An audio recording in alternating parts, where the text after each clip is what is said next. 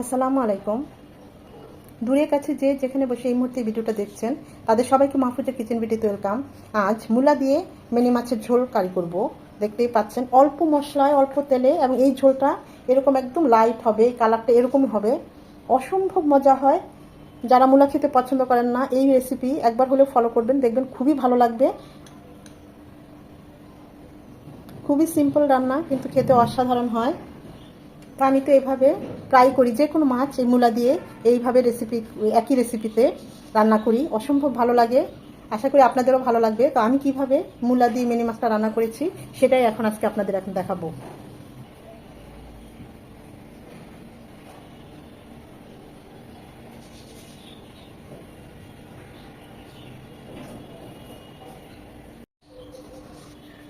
আজকে মিনি মাছ রান্না করবো মূলা দিয়ে। দেখেন বাজারের একদম ধবধবে সাদা সেরা মূলা নিয়ে এসেছি, কচি কচি। এই মূলাগুলো খেতে, দেশি মূলা, এটা টেস্ট অনেক ভালো। এগুলোকে তো আমরা মিনি মাছই বলি, এখন কে কি বলে জানি না। এটা আরেকটু বড় হয়, এর চেয়ে বেশি, খুব বেশি বড় যে হয় তা না, এটা মিডিয়াম। মিনি মাছ যেভাবেই খাই সেভাবেই ভালো লাগে। শুকনো ফ্রাই খেলেও ভালো লাগে, আবার দো পেঁয়াজা করলেও ভালো লাগে। দিয়ে দিচ্ছি সামান্য হলুদ গুঁড়ো, সামান্য মরিচ গুঁড়ো, আর সামান্য লবণ। সব দিয়ে এখন মাখিয়ে নেব।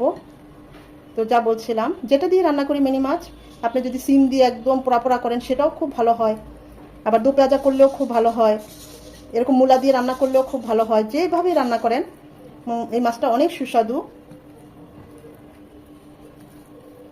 রেস্টে রাখার কোনো দরকার নেই, আমরা মূলা পেঁয়াজ এগুলো কাটতে কাটতে 4-5 মিনিট এমনি রেস্ট হয়ে যায়। আমরা এখন চুলায় চলে যাব। মূলাগুলো আমি এরকম লম্বালম্বি করে মাঝখানে আবার কেটে নিয়েছি। মাছ অনুযায়ী সবজি কাটতে হয়, এটাও কিন্তু রান্নার একটা আর্ট, এবং টেস্টও এতে নিহিত আছে। তো আমি এখন ফুটানো পানিতে মূলাগুলোকে জাস্ট হাফ ডাউন করে নেব। পুরোপুরি বয়েল করব না, 30 থেকে 40% করে নেব। এতে হবে কি, অনেকে মূলার আঁশের গন্ধটা চলে যাবে, অনেকটাই চলে যায়। পুরোপুরি সেদ্ধ করব না, এটা ভালোভাবে একটু ফুটে আসলেই নামিয়ে নেব।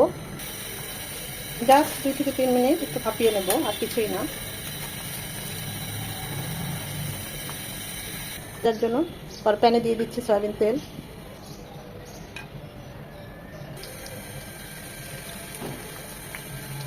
খুব কড়া করে ভাজবো না, এপিট উপিট 1 মিনিট 1 মিনিট করে জাস্ট 2 মিনিট ভেজে নেব। যে কোনো মাছ আমরা যখন রান্না করব একদম হালকা করে ভেজে নেব।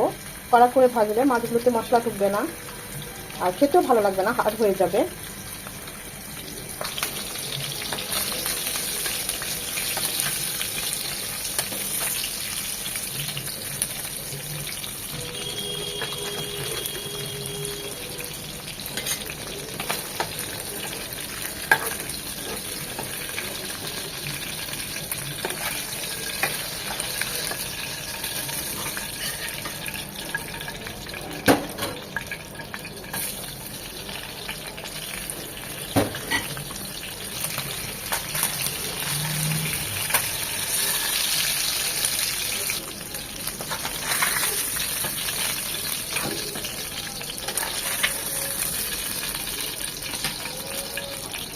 প্যানে 2 চামচ সরষের তেল দিয়েছি। আমি রান্নাটা এখন সরষের তেলে করব, যদিও মাছটা সয়াবিন তেলে ভেজেছি। আপনার চাইলে সয়াবিন তেলেই রান্নাটা করতে পারেন, আবার সরষের তেলেও মাছগুলি ভাজতে পারেন।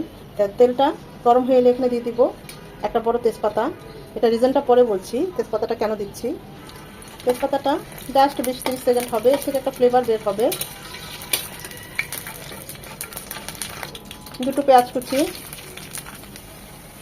পেঁয়াজ কুচিটা একদম লাল লাল হওয়ার দরকার নেই, এরকম নরম হলেই হবে। দিয়ে দিব হাফ চামচ আদা, হাফ চামচ রসুন বাটা। এখানে 1 চামচ আদা রসুন বাটা। আদা রসুনটাকে 1 মিনিট ভেজে নেব, যেন আদা ভাজালো গন্ধটা চলে যায়। আদা রসুনটাকে 1 মিনিট ভেজে নেওয়ার পর এখানে হাফ চামচ মরিচ গুঁড়ো, হাফ চামচ ভাজা জিরে গুঁড়ো, আর 1 চামচ একটু কম হলুদ গুঁড়ো আছে, আমি একটু পানি দিয়ে গুলিয়ে দেবো।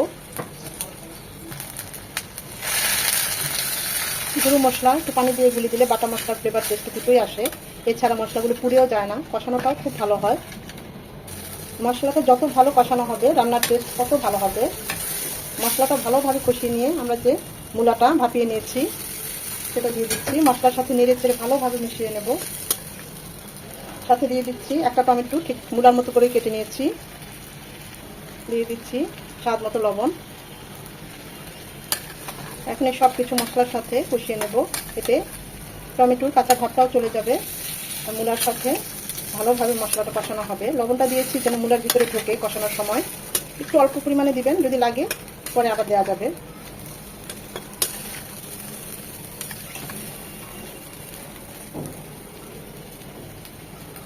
এখন এটা কষবে 2 থেকে 3 মিনিট। মাঝে অবশ্যই একবার নেড়ে দিতে হবে। আমি অবশ্য মাঝে আরও একবার নেড়ে দিয়েছি। যখন মশলার সাথে এরকম মাখো মাখো হয়ে যাবে, টমেটোর কাঁচা ভাবটাও চলে যাবে, ওই পর্যায়ে দিয়ে দেবো ফুটানো পানি। ঝোলটা যে যেমন রাখতে চান ওই অনুযায়ী পানি দেবেন। আমি একটু ঝোল ঝোল রাখবো, তাই আমি এখানে 2 কাপ ফুটানো পানি দিলাম। আচ্ছা, এখন রিজনটা বলছি তেজপাতাটা দেওয়ার। মূলার মধ্যে একটা আষ্টে গন্ধ থাকে। ফুলকপি মূলা অনেকেই গন্ধের কারণে খেতে চান না।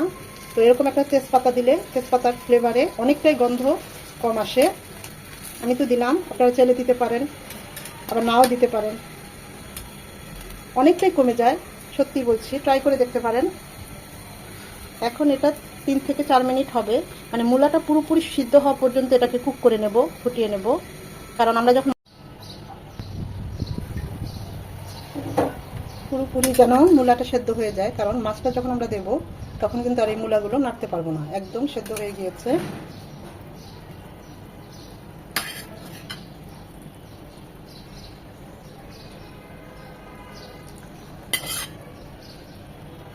ঝোল দিয়েছি, টেস্ট করেছি, লবণ আরেকটু লাগবে, তাই আরেকটু লবণ দিয়ে দিচ্ছি। দিয়ে দিব কাঁচা পাকা মরিচ, মাঝখানে কেটে দিয়েছি যেন ঝালটা বেরিয়ে আসে। 1/2 চামচ ভাজা জিরে গুঁড়ো করে ছড়িয়ে দিচ্ছি। এটা অবশ্যই দিবেন, এতে রান্নার টেস্ট অনেক গুণ বেড়ে যায়। এখন এটা কুক হবে 8 থেকে 10 মিনিট। মাঝে অবশ্যই আরেকবার নেড়ে দিতে হবে।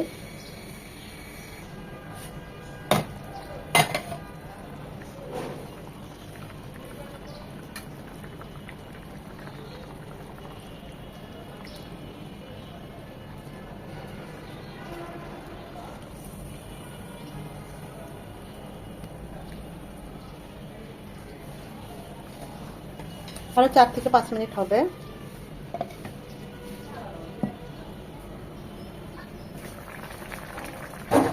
মাশাআল্লাহ, এত সুন্দর একটা সুঘ্রাণ বের হয়েছে না রান্নার। জিরা ফাঁকির সব কিছু মিলিয়ে অসাধারণ একটা ফ্লেভার চলে এসেছে। আমি আর ঝোলটা টানাবো না, মানে এইটুকুই রাখবো। নামানোর আগে দিয়ে দিচ্ছি ধনে পাতা কুচি। আপনারা চাইলে আরেকটু ঝোলটা টানিয়ে মাখো মাখো করে নিতে পারেন। আমি এইটুকুই আজকে ঝোলটা রাখবো, এটা ঝোল ঝোল হলেই ভালো লাগে। মাশাআল্লাহ, কালারটা কত সুন্দর এসেছে দেখুন। আর এই ঝোলটা এরকম পাতলাই হবে। যারা মূলা খেতে পছন্দ করেন না, এইভাবে এই রেসিপিতে যে কোনো মাছ একবার হলেও রান্না করে খেয়ে দেখবেন, অসম্ভব ভালো হয়। আমার বিশ্বাস আপনারা নিরাশ হবেন না।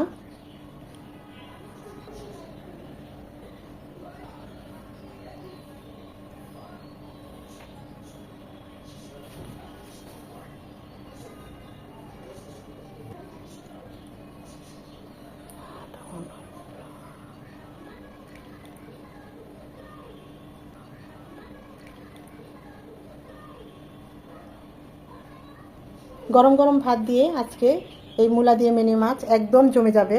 অসম্ভব লোভনীয় হয়েছে, যতটা দেখতে হয়েছে ট্রাস্ট মি খেতে এর চেয়েও বেশি মজা হয়েছে। এই মূলার ঝোল দিয়েই 1 প্লেট ভাত খাওয়া যাবে। মিনি মাছ তো পরের প্লেটে নিতে হবে, এতটাই মজা হয়েছে। আশা করি ভিডিওটা আপনাদের ভালো লেগেছে। আর যদি ভালো লেগে থাকে অবশ্যই একটা লাইক দিবেন, কারণ এই লাইকটা পরবর্তী ভিডিও করতে আমাকে উৎসাহিত করে, উদ্বুদ্ধ করে। সময় নিয়ে যারা এতক্ষণ এই ভিডিওটা দেখেছেন তাদের সবাইকে অসংখ্য ধন্যবাদ।